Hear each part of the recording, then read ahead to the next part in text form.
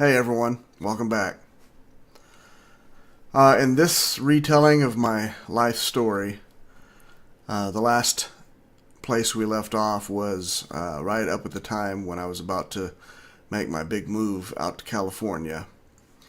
It was the summer of '85, and I had moved back home with my folks to work for the summer in order to save up some money for my move.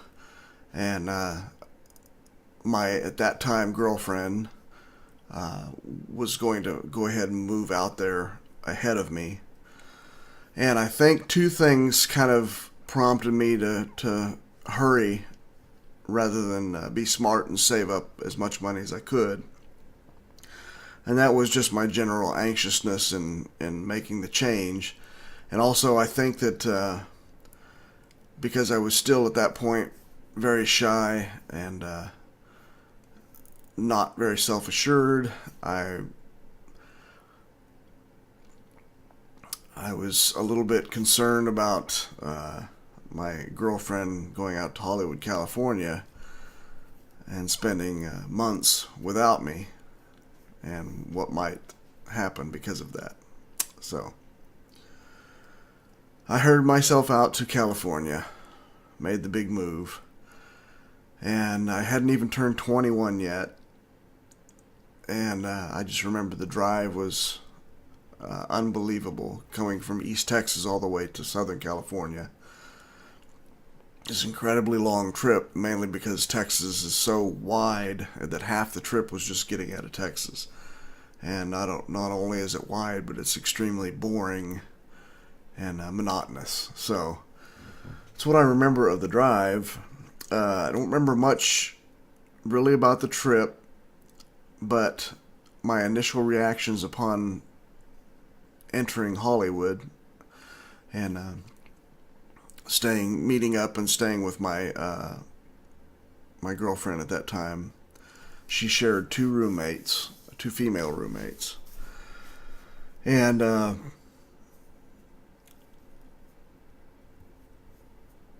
course there was some friction with me staying, with them, that kind of arose, and that kind of prompted her and I both to try to find our own place together. Now, there was something that I didn't get much into in the last couple videos that I really should have, because it really explains a lot about my first couple years in Hollywood.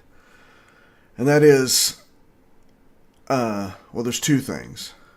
Number one, even though I was considered a fairly decent guitar player, at least in the genre of rock and roll and heavy metal out in Kansas, you can understand, as a 20-year-old going out to Southern California in the 80s, it was a rather scary change. So the big fish in the little pond became completely swallowed up in the ocean once I got out there. Once I saw the level of commitment and just the level of guitarmanship, I guess, level of playing ability, and kind of what was required at that time for guitar players, I immediately got scared. And rather than use that to, really focus on practicing and getting better, I looked at it as a point of failure, that there was no way I could match up with that. Subsequently, I kind of put the guitar away for a couple years after I moved to Hollywood. Now, I know that, like in the last couple videos, the last video, I alluded to the fact that I was moving to California because of my music. But there was another part of me prior to my move that had started to develop, and that was because I was all of 130 pounds and 5'7" at the age of 19, and I was also very insecure. That size didn't bode well for my feeling of masculinity, I guess you could say. Um, One of the persons that I stayed with when I moved up to Kansas for a little while, and I didn't really get into this either, had an older brother who was heavily into bodybuilding and weightlifting. And while I was staying there, I was immediately enamored by that, of course, because there was something about just seeing big muscles, on a person that, just I couldn't understand how you achieve that. I couldn't understand how you got from point A to point B. But he had tons of bodybuilding magazines laying around, and they had an old weight set down in the basement where I was staying. And he kind of showed me the ropes on how to start. And I eventually joined a little gym around there and got caught up in the idea of physically changing myself and getting into weightlifting and bodybuilding and building myself up and just trying to feel more secure in myself. So, like anything else at that time, because of my insecurity, I immediately latched onto it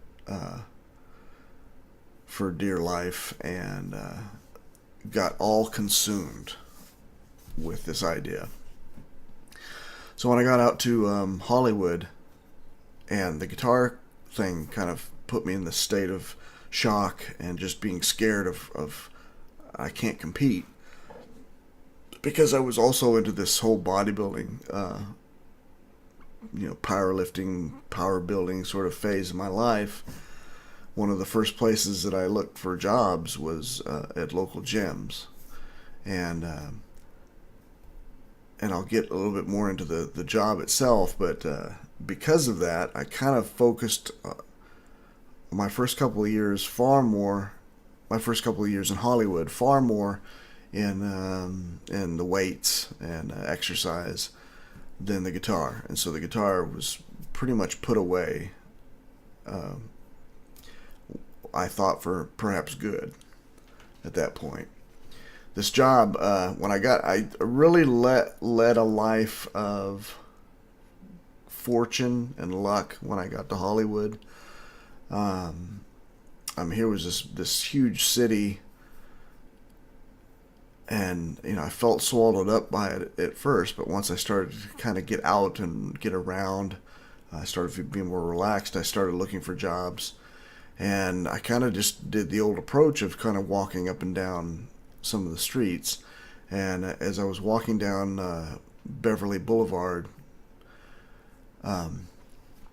just to the west there of Hollywood, southwest I think, I saw kind of a quaint upstairs old time gym.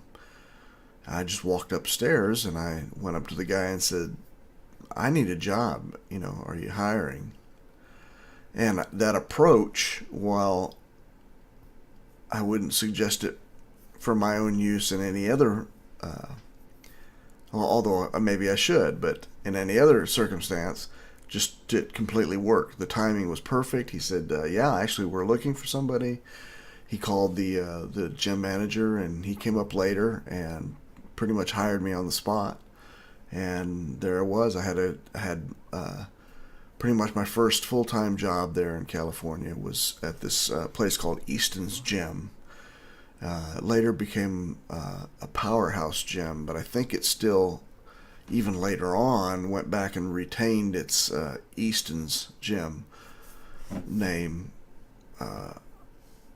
in some form or fashion. I think just because it was one of the oldest gyms in Hollywood. A lot of the stars, the old sort of 50s, 60s stars worked out there, and there was a lot of history behind it, and it was a really cool place. I had a lot of fun times working at that gym, and I pretty much had that job, I think, off and on for the most part of my whole stay in California.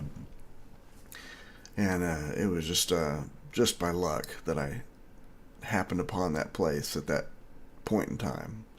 And so I turned 21 while I was in that year when I first moved out to California. I still looked like I was 14. I'd always had kind of a baby face, and so turning 21 was a little bit anticlimactic in that I still didn't look 21. I didn't look like an adult, so I had to almost convince people sometimes when I got carded that my license was real. But this kind of went on up to from 85 through 87, and it was into 87 that a significant event happened that changed my whole course, life course there in California, and we'll get into that next time. But these first few years were a fun time. I got away from my family a little bit, and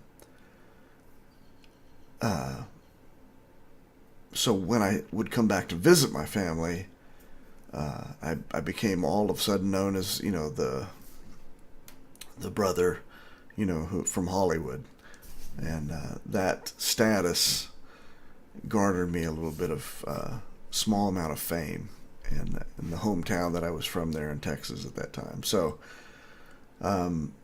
pretty cool time. I'm still going through some of my same mental stuff, insecurities and stuff, but I was on my own. I had some freedom, and I was still together with my girlfriend at that time.